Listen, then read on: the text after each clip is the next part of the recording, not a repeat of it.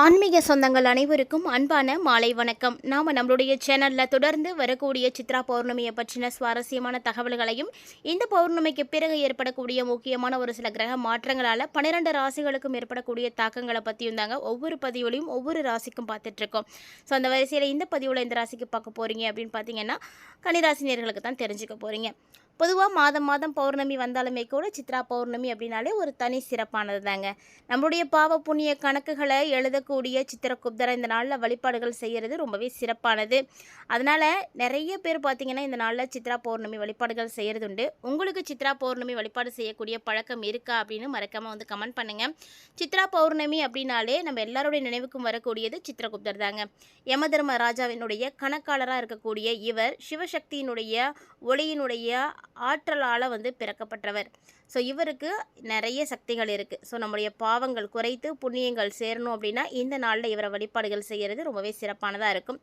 So உங்கள் வீட்டில் நீங்கள் சித்திரகுப்தருடைய திருவுருவப்படம் வச்சுருக்கீங்க அப்படின்னா கண்டிப்பாக சித்ரா பௌர்ணமி அன்னைக்கு வழிபாடுகள் செய்யுங்க. ஒரு நோட்டு புத்தகம் வாங்கி வச்சும் வழிபாடுகள் செய்யலாம். ஸோ சித்திரகுப்தருடைய திருவுருவப்படம் இல்லை அப்படின்னாலுமே கூட கவலைப்படாதீங்க. இந்த நோட்டு பேனாவுமே போதும். இதை வைத்து நீங்கள் வழிபாடுகள் செய்யுங்க. ஏன்னா அவருடைய ஆயுதமே இது தானே.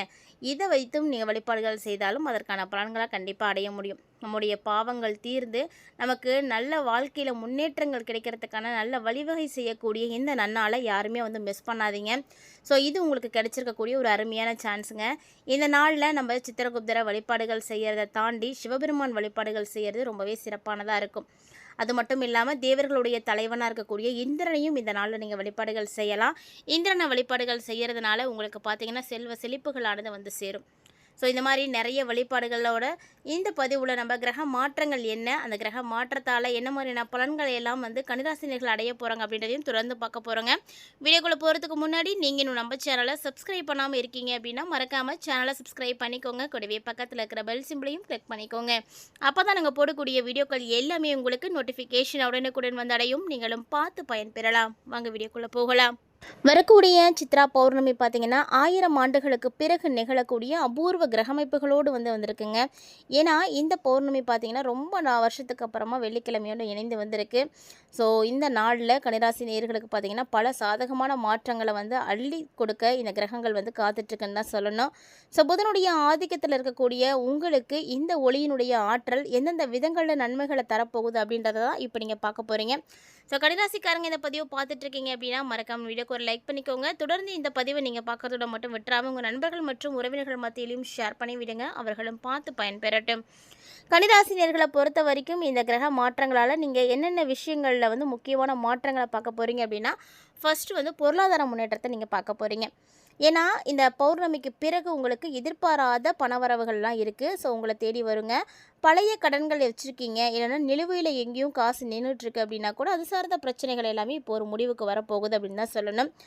அது மட்டும் இல்லாமல் ரெண்டாவதாக பார்த்திங்கன்னா உங்களுடைய புத்திசாலித்தனம், அது மட்டும் இல்லாமல் நீங்கள் எடுக்கக்கூடிய தெளிவான ஒரு முடிவு, இது ரெண்டுமே வந்து ரொம்ப முக்கியமானது. இது வரைக்கும் இருந்து வந்த குழப்பமான மனநிலைகளில் இருந்து இப்போ வந்து நீங்கள் மாற போகிறீங்க. ஸோ சரியான முடிவுகளை எடுக்கிறதுக்கான ஒரு தெளிவு உங்களுக்கு வந்து கிடைக்கும். அது மட்டும் இல்லாமல் கல்வி பயிலக்கூடிய மாணவர்களுக்கெல்லாம் படிப்பில் அதிகமான ஆர்வங்களானது கூட ஆரம்பிக்கும். ஸோ புத்திசாலித்தனம் அப்படிங்கிறது கன்னிராசினியர்களோட வந்து ஒட்டி பிறந்தது தாங்க. ஏன்னா புதனுடைய ஆதிக்கத்தில் இருக்கக்கூடிய நீங்கள் பெரும்பாலும் புத்திசாலித்தனத்தோடு தான் செயல்படுவீங்க, புத்தி சாதுரியத்தோடு தான் பேசுவீங்க. ஸோ பேசிய பல்வேறு விதமான காரியங்களை சாதிக்கக்கூடிய திறமை உங்ககிட்ட இருக்குன்னு தான் சொல்லணும். புதனுடைய ஆதிக்கம் அப்படின்னு பார்க்கும் பொழுது இந்த காலகட்டங்களில் உங்களுக்கு புத்திசாலித்தனமும் நல்லா இருக்கும், தெளிவும் நல்லாவே இருக்குது. அதே போல் அடுத்ததாக நம்ம பார்க்கக்கூடியது தொழிலில் வந்து யோகம். உத்தியோக ரீதியாக பார்த்திங்கன்னா உங்களுக்கு தொழில் ரொம்ப ரொம்ப முக்கியமானது. அதில் புதிய பொறுப்புகள் வந்து கிடைக்கலாம். இல்லை ஒரு சிலர் பார்த்திங்கன்னா இடமாற்றங்களை எதிர்பார்ப்பாங்க. அப்படி இடமாற்றங்களை நீங்கள் எதிர்பார்க்குறீங்க அப்படின்னா அதுவுமே உங்களுக்கு இப்போ சாதகமாக தான் இருக்க போகுதுங்க. சொந்த தொழில் செய்யக்கூடியவர்களாக இருக்கீங்க அப்படின்னா புதிய ஒப்பந்தங்கள் எல்லாமே கையெழுத்தாகும். ஸோ ரொம்ப அருமையான ஒரு டைமிங் தான் இது. அடுத்ததை நம்ம பார்க்கக்கூடியது ஆரோக்கியம். எல்லாத்தை விட ரொம்ப முக்கியமானது இந்த ஆரோக்கியம் தாங்க. ஏன்னா நாம் நல்லா இருந்தால் மட்டும்தான் நம்ம எந்த விதமான பிரச்சனைகளாக இருந்தாலும் சமாளிக்க முடியும். ஸோ நல்லதாக இருந்தாலும் சரி, கெட்டதாக இருந்தாலும் சரி, எல்லாத்தையும் நம்ம பார்க்கணும், ஃபேஸ் பண்ணணும் அப்படின்னா முதல்ல அதுக்கு நாம் நல்லா இருக்கணும். அதனால் முதல் விஷயம் ஆரோக்கியத்தில் தான் ரொம்ப அக்கறை எடுக்கணும். இந்த காலகட்டங்களில் கன்னிராசி நேயர்களை நீண்ட நாட்களாக இருந்து வந்த உடல் உபாதைகள் எல்லாமே குறைய ஆரம்பிக்கும். மன அழுத்தத்தில் இருந்து நீங்கள் விடுபடுவீங்க. ஸோ ரொம்ப ரொம்ப உற்சாகமாக இருப்பீங்க. உங்களுக்கு இந்த மாதம் ரொம்பவே வந்து அற்புதமாக அமைஞ்சிருக்குன்னு தான் சொல்லணும். அதுவும் பௌர்ணமிக்கு அப்புறமா சொல்லவே தேவையில்லைங்க. எக்கச்சக்கமான நன்மைகளை நீங்கள் வந்து பார்க்க போகிறீங்க. ஸோ இது மாதிரி நிறைய விஷயங்களில் இந்த காலகட்டங்களில் கிரக அமைப்புகள் உங்களுக்கு நிறைய மாற்றங்களை வந்து கொடுக்க போகுது. மேலும் இந்த காலகட்டங்களில் எல்லா கிரகங்களுமே நமக்கு நல்லது செய்யும் அப்படின்னு சொல்ல முடியாது. ஒரு சில கிரகங்கள் அசுப பலன்களை தரத்தாங்க செய்யும். ஆனால் அந்த பலன்களை நம்மளால் தடுக்க முடியாது. அதனுடைய தாக்கத்தை வேணாலும் குறைக்கலாம். அதுக்காக நம்ம செய்யக்கூடியதான் எளிமையான பரிகாரங்கள், வழிபாடுகளும். ஆன்மீக ரீதியாக நீங்கள் செய்யக்கூடிய இந்த பரிகாரங்களும் வழிபாடுகளும் கண்டிப்பாக உங்களுக்கு வந்து உறுதுணையாக இருக்கும். ஸோ மறைக்காமல் இந்த பரிகாரங்களை நோட் பண்ணிக்கோங்க. இதில் நிறைய பரிகாரங்கள் ரொம்ப எளிமையான முறையில் செய்யக்கூடிய வகையில் தான் கொடுத்துட்ருக்கோம். ஸோ இதில் உங்களால் என்ன செய்ய முடியுமோ அதை நீங்கள் செய்யுங்க. இந்த விசேஷமான நாளில் கன்னிராசிக்காரங்களே கீழ்கண்ட வழிபாடுகளை நீங்கள் செய்கிறது உங்களுக்கு மிகுந்த யோகத்தை கொடுக்கும். அதில் முதலாவதாக பார்க்கக்கூடியதுன்னா மகாவிஷ்ணு வழிபாடு. கன்னிராசி நேர்களுடைய ராசி அதிபதியாக இருக்கக்கூடிய கிரகம் புதன் அப்படிங்கிறதுனால நீங்கள் மகாவிஷ்ணுவை வழிபாடு செய்கிறது சிறப்பானதாக இருக்கும். விஷ்ணுவினுடைய சகஸ்கர நாமத்தை கேட்குறது, சொல்கிறது, இது எல்லாமே உங்களுக்கு மிகப்பெரிய அளவில் நன்மைகளை கொடுக்குங்க. ஓம் நமோ நாராயணா அப்படின்ற இந்த மந்திரத்தை மறக்காமல் இந்த பதிவை பார்த்து முடிக்கும் பொழுது நீங்கள் கமெண்ட் பாக்ஸில் கமெண்ட் பண்ணுங்கள். கன்னிராசி நேயர்கள் உங்களுக்கு எப்போல்லாம் டைம் கிடைக்குதோ அப்போல்லாம் ஓம் நமோ நாராயணா அப்படின்ற இந்த மந்திரத்தை 108 முறை வந்து பாராயணம் செய்யுங்க. இது உங்களுக்கு தடைகளை எல்லாம் தகர்த்தெறிவதற்கு ரொம்பவே உதவியாக இருக்கும். அதே போல் துளசி பூஜை.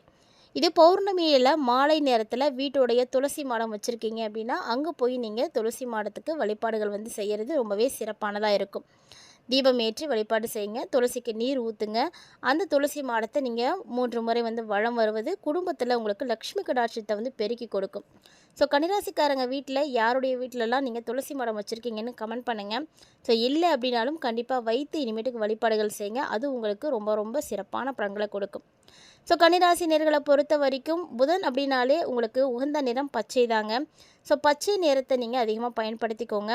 புதன் பகவானுக்கு உரிய பச்சை நிறம் அப்படின்றதுனால ஏழை எளியவர்களாக பார்த்து பச்சை நிறத்தில் ஆடைகளை வந்து நீங்கள் தானமாக கொடுங்க. இல்லைனா பச்சை பயிறு கலந்த உணவை வந்து தானமாக கொடுங்க.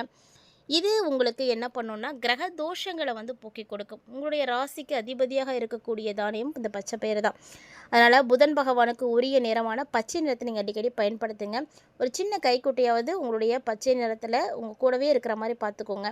ஏன்னா பச்சை நிறம் உங்களுக்கு அதிர்ஷ்டத்தை கொடுக்கும். ஸோ முக்கியமான விஷயத்துக்கு நீங்கள் எதுவும் போகிறீங்க அப்படின்னா கூட பச்சை நிறத்தில் ஆடை அணிந்துட்டு போங்க. எப்போதுமே நீங்கள் அடிக்கடி பார்க்கக்கூடிய பொருட்கள் எல்லாமே பச்சை நிறமாக இருக்கிற மாதிரி வச்சுக்கோங்க. அது உங்களுக்கு நல்ல ஒரு வைபை கொடுக்கும். ஸோ பாசிட்டிவான வைபை கொடுக்கும். மறக்காமல் ட்ரை பண்ணுங்கள். உங்களுடைய வீட்டிலேயே கூட நீங்கள் வைத்திருக்கக்கூடிய பொருட்களில் அதிகமாக பச்சை நிறத்தில் இருக்கக்கூடிய பொருட்களாக வந்து மாற்றிக்கோங்க. ஸோ இதெல்லாமே வந்து பார்த்திங்கன்னா உங்களுக்கு ரொம்ப நல்லது. வீட்டில் பெட்ரூமில் கூட நீங்கள் தூங்கி எழுந்தோன்னு பார்க்குற மாதிரி இருக்கக்கூடிய பொருட்களை வந்து மாற்றுங்க. இன்டீரியர் ஒர்க் பண்ணுறீங்க அப்படின்னா கூட நீங்கள் மறக்காமல் பச்சை நிறத்தில் இருக்கக்கூடிய பெயிண்ட்டை கூட சூஸ் பண்ணிக்கலாம். ஸோ இந்த மாதிரி உங்களுக்கு உகந்த நிறங்களை நீங்கள் அடிக்கடி பார்க்குறதும் பயன்படுத்துறதும் ரொம்பவே அதிர்ஷ்டத்தை கொடுக்கும் அப்படின்னு தான் சொல்லணும். அதே மாதிரி பௌர்ணமி நாளில் கண்டிப்பாக நீங்கள் சந்திர தரிசனம் செய்யணும். இரவு நேரத்தில் நிலா ஒளியில் கொஞ்சம் நேரமாவது நீங்கள் செலவிடுங்க. ஸோ இது வந்து கன்னிராசி நேயர்களுடைய படைப்பாற்றலை வந்து அதிகமாக்கி கொடுக்கும். மேலும் மனக்கவலைகள் இருந்துச்சு அப்படின்னாலும் அதுவும் போக்கி கொடுத்தும் மனதருடைய அழுத்தத்தை நீக்கி உங்களுக்கு மனசுக்கு ஒரு தெளிவு கிடைக்கும், சந்தோஷத்தை கொடுக்கும், மனபாரங்களை வந்து குறைத்து கொடுக்கும். ஸோ இந்த மாதிரி சின்ன சின்ன எளிமையான பரிகாரங்களை மட்டும் நீங்கள் தொடர்ந்து செய்தீங்க அப்படின்னாலே போதுங்க. கண்டிப்பாக உங்களுக்கு எந்த பிரச்சனைகளும் ஏற்படாது. ஸோ வரக்கூடிய ஆபத்துக்கள் பேராபத்துக்களாக இருந்தாலுமே கூட அதை தடுத்து நிறுத்தக்கூடிய வல்லமை இந்த வழிபாடுகளுக்கு இருக்குது, பரிகாரங்களுக்கு இருக்குது. அதாவது நம்பிக்கையோடு செய்தீங்க அப்படின்னா நிறைய நல்ல விஷயங்களை நீங்கள் பார்க்க முடியும். உங்கள் ராசியை பொறுத்த வரைக்கும் இந்த காலகட்டங்களில் பௌர்ணமி காலத்தில் புதிய தொடக்கத்திற்கான ஒரு நேரமாக இருக்கிறதுனால புதுவிதமான விஷயங்களை செய்யறதுக்கு முயற்சி பண்ணுங்கள். நேர்மறை எண்ணங்களோடு நீங்கள் வந்து செயல்படணும். நேர்மறை எண்ணங்களோடு நீங்கள் எடுக்கக்கூடிய முயற்சிகளும் உங்களுக்கு எல்லா விதமான அற்புதமான மாற்றங்களை கண்டிப்பாக ஏற்படுத்தி கொடுக்கும். அபூர்வமான இந்த நிகழ்வினுடைய அருளால் நீங்கள் வெற்றியடையக்கூடிய தருணமும் நெருங்கியாச்சுன்னு தான் சொல்லணும். ஸோ புதன் பகவானுடைய ராசி நாதனாக இருக்கக்கூடிய உங்களுக்கு நிறைய வெற்றி வாய்ப்புகளும் கிடைக்க போகுது. சித்ரா பௌர்ணமியை தவறாமல் வழிபாடுகள் செய்யுங்க. பௌர்ணமி நாளுக்கு பிறகு ஏற்படக்கூடிய முக்கியமான மாற்றங்கள் என்ன, உங்களுக்கு என்னென்ன வகைகளில் நீங்கள் அதை எதிர்கொள்ள போகிறீங்க அப்படின்றத பற்றியெல்லாம் தெளிவாக பார்த்துருப்பீங்கன்னு நினைக்கிறேன். கூடவே ஆன்மீக ரீதியாக என்ன பரிகாரங்கள் செய்யணும், வழிபாடுகள் செய்யணும் அப்படின்றதையும் நோட் பண்ணிக்கோங்க. இதை எல்லாத்தையும் மறக்காமல் நீங்கள் செய்து பாருங்கள். நிச்சயமாக இந்த காலகட்டங்கள் உங்களுக்கு நிறைய வெற்றி வாய்ப்புகளானது கிடைக்கும். இந்த பதிவில் நீங்கள் நிறைய தகவல்களை பார்த்து தெரிஞ்சிட்ருப்பீங்கன்னு நினைக்கிறேன். கண்டிப்பாக கன்னிராசி நேயர்களுக்கு இந்த பதிவு பிடிச்சிருக்குன்னு நினைக்கிறேன். அப்படி ஒரு வேளை இந்த தகவல்கள் எல்லாமே உங்களுக்கு பிடிச்சிருந்ததுனால் லைக் பண்ணுங்கள், ஷேர் பண்ணுங்கள், மறக்காமல் கமெண்ட் பண்ணுங்கள். இது மட்டும் இல்லைங்க, இது மாதிரி நிறைய இன்ட்ரெஸ்டிங்கான தகவல்களானது நம்மளுடைய சேனலில் தொடர்ந்து நம்ம பதிவேற்றம் செய்துட்டு இருக்கோம். தினம்தோறும் பதிவேற்றம் செய்துட்டு இருக்கோம். ஸோ இது வரைக்கும் நீங்கள் நம்ம சேனலை பார்த்ததே இல்லை அப்படின்னா மறக்காமல் ஒன்ஸ் விசிட் பண்ணி பாருங்கள். உங்களுக்கு இருக்கக்கூடிய தகவல்கள் எல்லாம் பிடிச்சிருக்கு அப்படின்னா மறக்காமல் உங்கள் ஃப்ரெண்ட்ஸ் அண்ட் ஃபேமிலியோட ஷேர் பண்ணிக்கோங்க. அவர்களும் பார்த்து பயன்பெறட்டும். கூடவே ஆன்மீக ரீதியாக கொடுக்கப்பட்டிருக்கக்கூடிய எளிமையான பரிகாரத்தை கண்டிப்பாக மிஸ் பண்ணாமல் வந்து செய்யுங்க. சித்திரகுப்தருடைய அருளாசி கிடைக்கிறதுக்கு என்ன மாதிரியான வழிபாடுகள் செய்யணும் அப்படின்றதையும் நீங்கள் நோட் பண்ணியிருப்பீங்கன்னு நினைக்கிறேன். கண்டிப்பாக அன்றைக்கி ஒரு நோட்டு ஒரு பேனா வாங்கி வச்சு வழிபாடு செய்யுங்க. ஸோ உங்களுடைய எண்ணங்கள், உங்களுடைய நீங்கள் தெரிஞ்சோ தெரியாமலோ செய்திருக்கக்கூடிய தவறுகள் இது எல்லாத்தையும் நோட் பண்ணுங்கள். அடுத்தடுத்த ஆண்டுகளில் உங்களுக்கு கிடைக்கக்கூடிய விஷயங்கள் என்னவா இருக்கணும், எதெல்லாம் நீங்கள் எதிர்பார்க்குறீங்க அப்படின்றதையும் அந்த நோட்லேயே நீங்கள் நோட் பண்ணுங்கள். ஸோ எந்த அளவுக்கு உங்களுடைய வாழ்க்கையில் முன்னேற்றங்களை நீங்கள் பார்க்கணுன்னு நினைக்கிறீங்களோ அதையும் நீங்கள் எழுதிட்டு பூஜை அறையில் வைத்து வழிபாடுகள் செய்யுங்க. அந்த நோட்டை நீங்கள் பத்திரமா வச்சுருங்க. ஸோ கண்டிப்பாக அது சீக்கிரமாக விரைவில் நடக்கும். நம்பிக்கையோடு வந்து செய்யுங்க. நிறைய நல்ல விஷயங்கள் இந்த சித்திரகுப்தர வழிபாடுகள் செய்யும் பொழுது நடக்கும். அதனால் நீங்களும் செய்து பயன்பெறுங்க. சித்ரா பௌர்ணமியில் நீங்கள் உங்களால் முடிந்தால் பக்கத்தில் இருக்கக்கூடிய ஆலயத்துக்கு மறக்காமல் போயிட்டு வாங்க. ஸோ இது உங்களுடைய வீட்டுக்கு அதிர்ஷ்டங்களை கொடுக்கும். மேலும் இந்த சித்ரா பௌர்ணமி நாளில் மங்களகரமான பொருட்களை ஏதாவது உங்களுடைய வீட்டுக்கு வாங்குங்க. நீங்கள் செய்யக்கூடிய முதல் செலவு அதுவாக இருக்கணும், பார்த்து செய்யுங்க. இந்த பதிவில் நிறைய தகவல்களை பார்த்தீங்க இல்லையா? பிடிச்சிருந்தால் லைக் பண்ணி ஷேர் பண்ணுங்கள். மறக்காமல் கமெண்ட் பண்ணுங்கள். மீண்டும் மற்றும் ஒரு சுவாரஸ்யமான தலைப்பில் சந்திக்கலாம்.